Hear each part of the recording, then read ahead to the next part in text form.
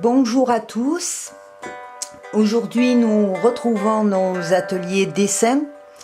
Donc, comme promis, nous allons travailler la perspective en 2 points.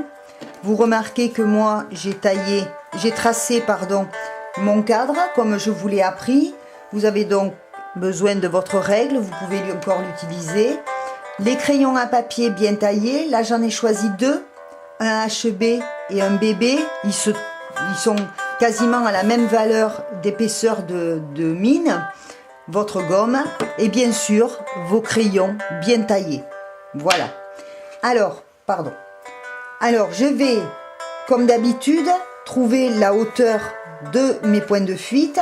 Au lieu d'en faire un central, puisqu'on en a 2, je vais choisir la hauteur de mon point de fuite ici.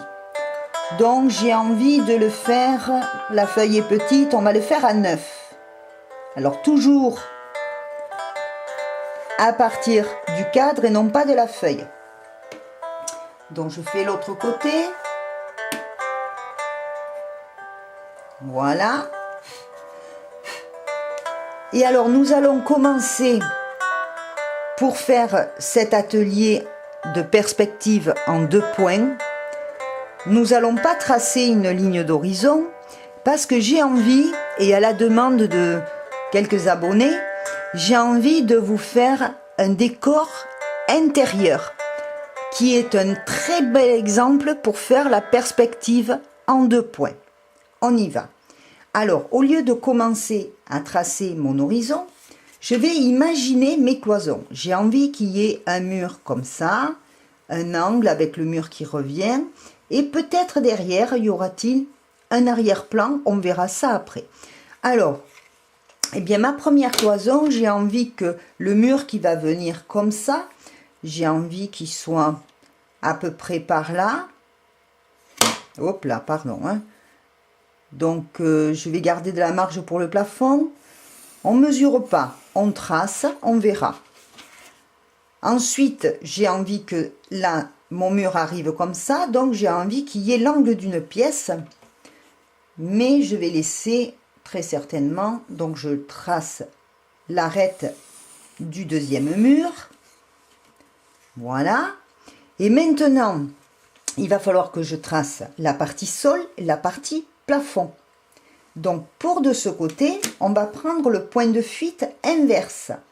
Donc je me cale sur mon point de fuite et je vais tracer le sol de ce mur. Pour ce mur qui va dans l'autre sens, je vais utiliser le point de fuite inverse.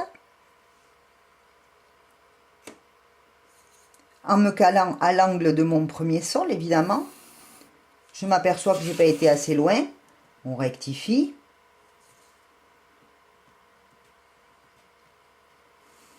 Je travaille les mains libérées. Donc j'espère que tout ira bien. Pour l'instant, on en est là. Là, on voit un sol apparaître avec 2 cloisons. Mais on peut faire apparaître le plafond ou pas.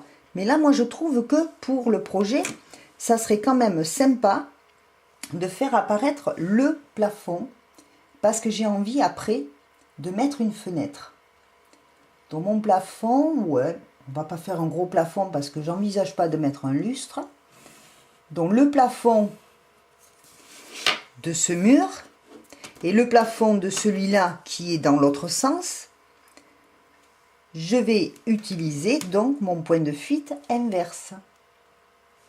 Donc je suis bien obligée de me mettre toujours dans l'angle de base.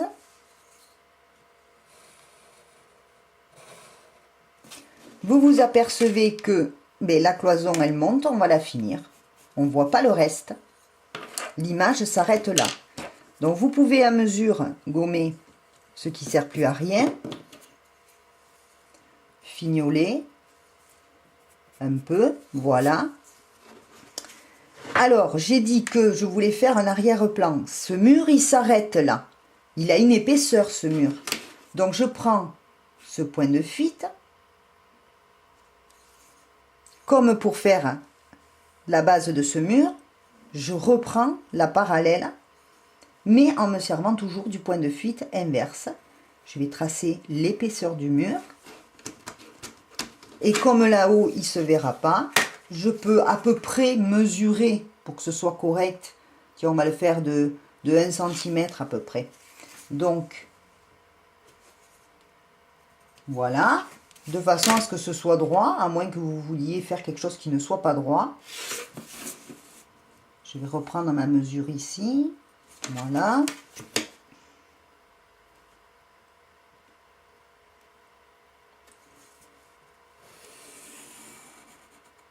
Voilà. Donc là, nous avons déjà une bonne base.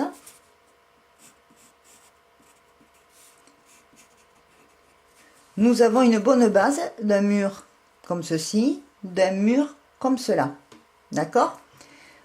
J'ai prévu de faire un arrière-plan. Vous allez voir à quel point on peut donner de la profondeur à un dessin.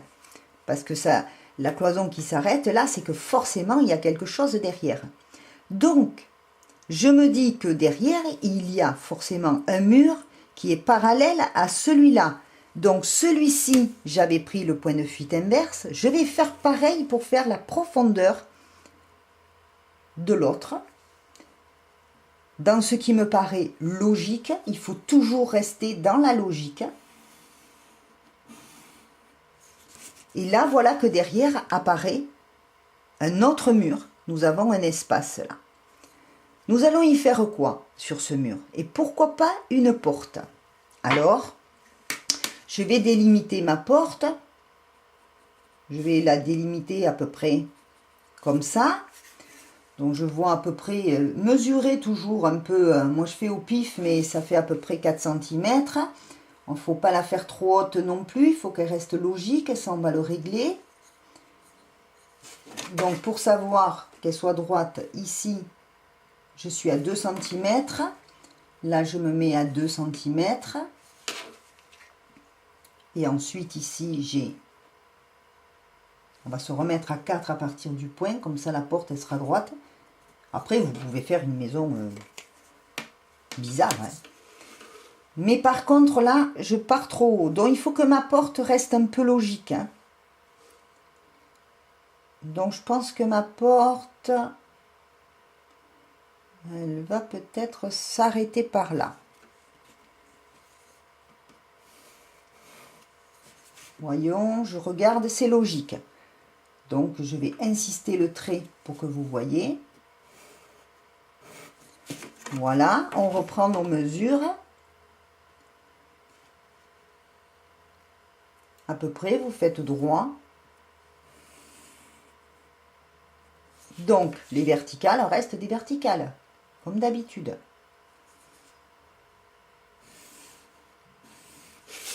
Alors là, nous avons l'ébauche d'une porte. Mais si là, il y a une épaisseur de mur, forcément ici, on peut aussi avoir une épaisseur de mur. Donc toujours pareil, je vais prendre, puisque ce côté c'est le point inverse, donc vous calculez, vous essayez. Hein. Je prends mon point de fuite inverse, je vais faire une petite épaisseur de mur, mais il est fort possible que ici, on voie, je recontrôle, voilà, on va voir le haut de la porte. Donc on le fait, moi je le fais au pif, mais on le fait hop, la verticale de l'épaisseur que l'on veut. Forcément, si on voit le haut de la porte, oui, c'est ce point.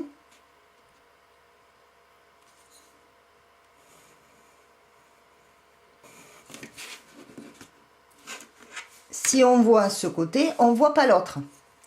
Donc, je vais finaliser ma porte puisqu'elle est en renfoncement. Voilà.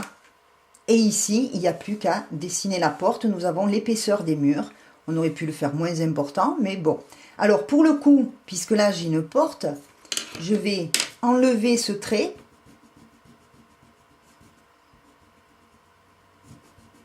Que je n'ai plus besoin, puisque la porte est en retrait. Donc je redessine mes angles de mur et nous verrons après pour le sol. Les mesures, j'en ai plus besoin. Voilà, là nous avons déjà pas mal avancé en ce qui concerne les bases de perspective. Ensuite, à vous de faire ce que vous voulez. Moi, j'ai envie sur ce mur, alors mon plafond allait avec ce point, donc j'ai envie sur ce mur d'y prévoir par ici une jolie porte-fenêtre. Alors attention, soyons logiques dans la porte-fenêtre, elle monte presque en haut du plafond, logiquement. Donc on va en voir que la moitié, pareil. Donc je trace, je vais me mesurer pour rester logique, donc on va rester à peu près à 6. Je me mets ici à 6, puisque c'est une porte-fenêtre. Et je trace, pardon, entre la couture et le dessin, je peux vous dire que... Donc on trace la verticale de la fenêtre. Donc là, nous avons l'ébauche d'une fenêtre, restera plus qu'à la dessiner. Alors, où on fait un décor de fenêtre et on ne verrait pas nous ne verrons pas la même profondeur, ou on verra, on n'est pas encore dans la déco, on est encore dans les bases du tracé. Ici, je peux avoir sur le mur un cadre. Vous pouvez aussi faire comme autrefois on faisait un lambris. Vous pouvez très bien imaginer que il y ait un lambris à une certaine hauteur. Voilà. Je fais pareil de ce côté. Je fais pareil de ce côté. Et là, on va imaginer qu'il y a un lambris ou quelque chose. On ne fait que l'imaginer. Là, nous mettons en place les choses. S'il y a un lambris ici, pourquoi pas là?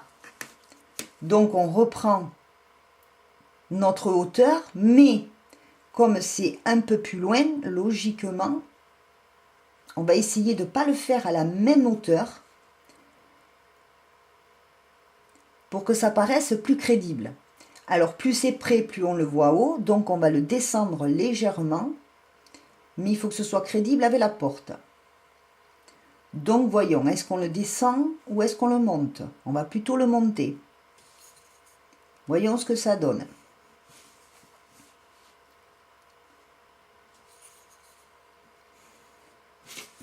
Ça me paraît logique. Donc là, toujours pareil, un petit lambris qui peut continuer ici. C'est très léger, l'inclinaison. Mais bon, elle est là. Ensuite, on peut imaginer un cadre. Ça va être de la même façon. Ici, on imagine un cadre, donc logiquement, il est quand même un peu plus bas. Voilà, on va imaginer un cadre.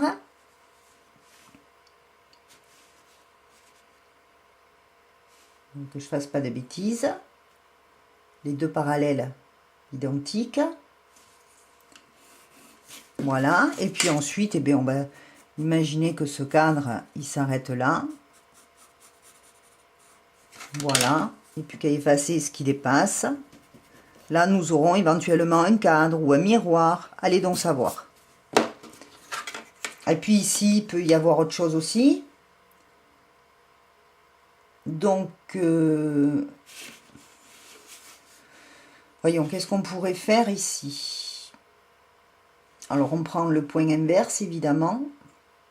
Ouais, ici, on pourrait faire aussi un autre cadre, pourquoi pas, ou quelque chose comme ça. Ça vous montrera un peu plus la profondeur. Le miroir pourrait être là, pourquoi pas, avec le reflet de la fenêtre dedans.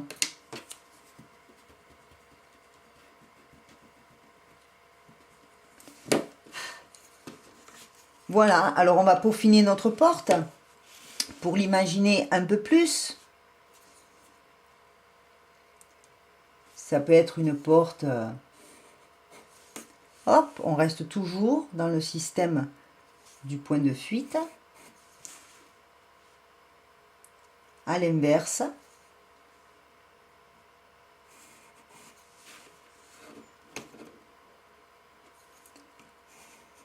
Voilà, donc ça peut être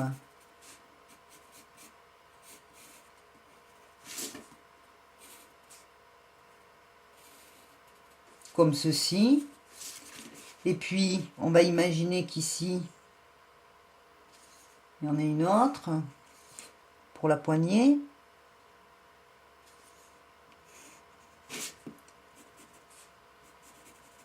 À fignoler, la poignée peut être là.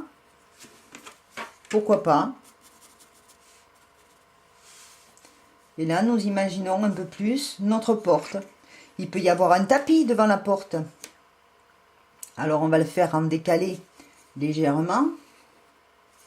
Voilà comment vous pouvez jouer avec vos points de fuite.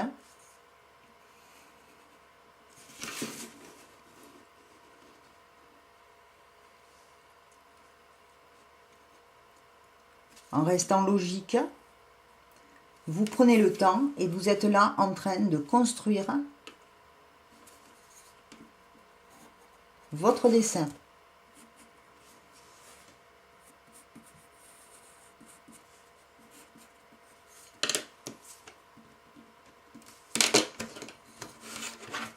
Et ici, nous verrons après, dans le décor mobilier, ça sera le prochain tuto.